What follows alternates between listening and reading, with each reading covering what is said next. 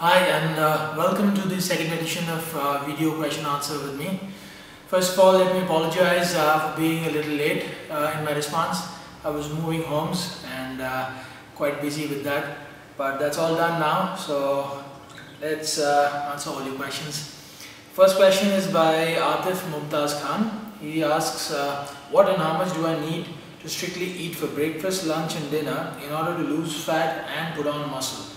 My weight is 80 kilos, 5'11", height, and I'm an ectomesomorph body type. Alright. See, first of all, I would say, it is easier to actually prioritize one goal at a time. Like if you want to put on muscle, it's easier to, just eat for that.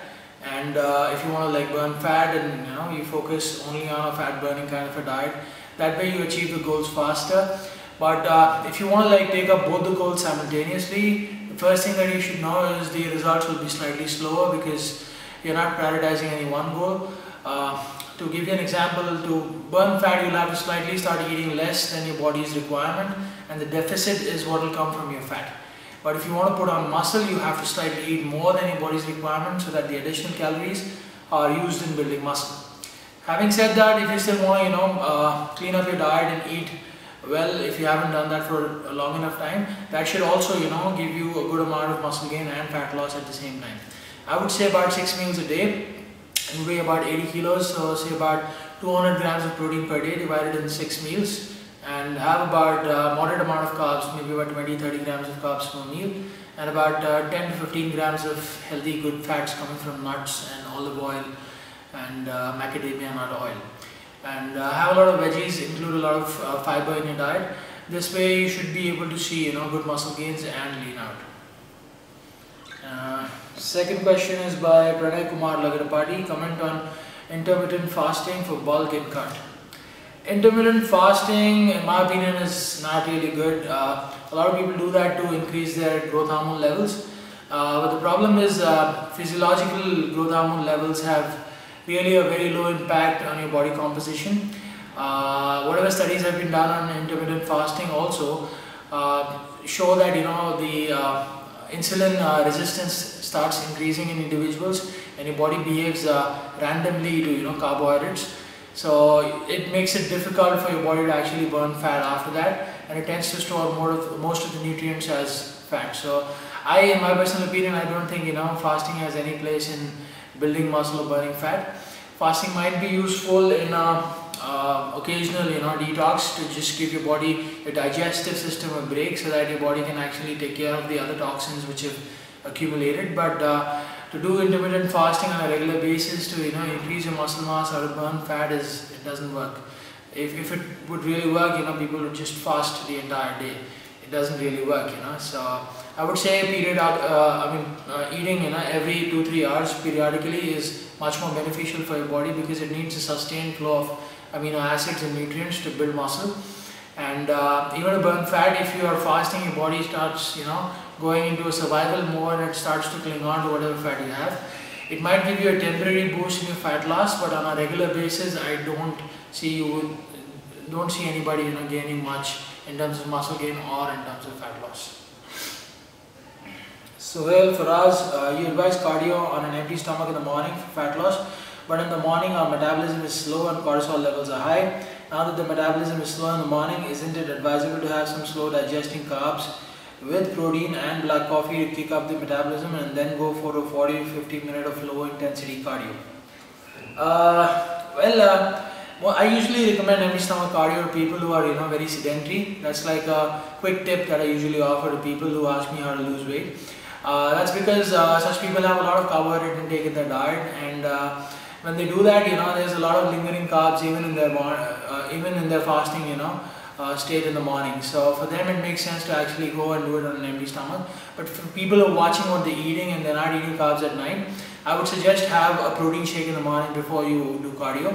That really helps, stop catabolism and will make sure that your body starts burning more fat.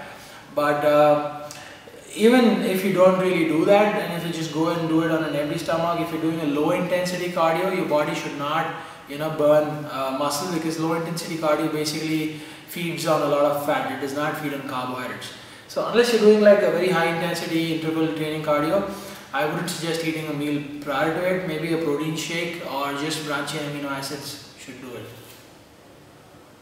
Next question, again by Sohail Faraz. I have noticed unsymmetrical development of my shoulders. It appears as if I am tilted on the right hand side and it comes a bit trunk, that is, it crosses the normal baseline of the shoulder. How can I fix this?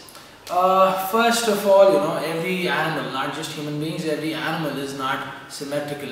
Both their limbs are very different, measurement wise, strength wise, shape wise. So if you minutely observe, carefully observe each limb of any animal, it will be slightly different. So having said that, I would say, try doing a lot of isolateral training, like use each arm independently. So when you're doing like a shoulder press, don't do, most of your presses on a barbell or a machine. That way dominant arm will always take over. So I would suggest do a lot of dumbbell work so that each arm gets equal amount of work. Plus start off with the weaker arm and then match that with your stronger arm so that you have balanced development. Another question by him is, while doing deadlifts, if I go for more than 5 reps, I start to feel sharp pain on the right side of my lower back. To fix this pain, I usually lie down on a declined bench, and as soon as I lie down, I feel the blood rushing down my lower back area, and it does feel good. What can be the cause of this sharp pain? Well, if you're only getting the sharp pain on the 5th rep, I'm assuming your form is actually getting bad towards the end. Because if you really have some issue with your form to begin with, then you should be feeling this pain right from the 1st rep. But if it's coming down at the 5th rep, I am assuming your form is a little wrong. Maybe you're arching your lower back. Try to keep your back as straight as possible. If you think that your form is perfect and you're still getting this problem, I would have yourself check. Maybe you have a tight hamstring, maybe you need to stretch a little bit, or just get your lower back checked once. You might have a nerve that is getting compressed there. Next question is by Manoj Kumar. Suggest a supplement along with zero which boosts for lifting more weights in pre-workout meal. I would say a cup of coffee, of black coffee, and about 3 grams of creatine monohydrate. That should give you enough amount of energy to do a good workout, and make sure you're plenty hydrated, because if you are not well hydrated, your body does not perform at its best. Next question by Venkat Ramana. Sir, any special instructions for people having acidity and gas problem? Drink a lot of lime water on an empty stomach. Like first thing in the morning, squeeze a lime in a liter of water. Drink that again. Do the same thing during your workout or during cardio. Mostly when your stomach is fairly empty. So that will get rid of your acidity problem. It should make your body more alkaline. So Faraz, when we have high amounts of testosterone, it gets converted into DHT. How can we avoid this conversion and use it for muscle building, fat loss, and overall health? Mostly a lot of people, firstly I would say get your DHT levels checked. If they are really high and they are above normal, then you can use a prescription medicine called finasteride. 1 mg of finasteride should block the conversion of testosterone to DHT, and it's fairly safe. It does not have side effects in the long term, and whatever minimal side effects it does have are also reversible after 48 hours of discontinuance. But do consult a doctor before you take this. Let's see if I have any more questions. Some people are giving me personal messages. I might miss out on the personal messages. I would ask people to leave all their questions in the comment section, because it will be easier for me to gather all questions and then answer them. This question is by Abhijit Bhaskar. Which protein to go for in regards to basic health to keep body lean? Considering daily workout is completely physical and needs a lot of energy. Whey protein isolate or concentrate? Do brands make a big difference? Why, how, and suggestions? Okay, I would say whey protein isolate is finest quality available right now. So if you can't afford whey protein isolate because it is slightly expensive, you can also use whey protein concentrate. Apart from this, if you need energy on a constant basis, I would say mix some healthy fats along with your protein shake, have some peanut butter, or mix some raw nuts along with your protein shake. What this does is it gives you sustained energy throughout the day. So nuts are a very concentrated form of energy, so you get a steady flow of energy throughout the day without giving you highs and lows, like carbohydrates do. So do that. I think that should help.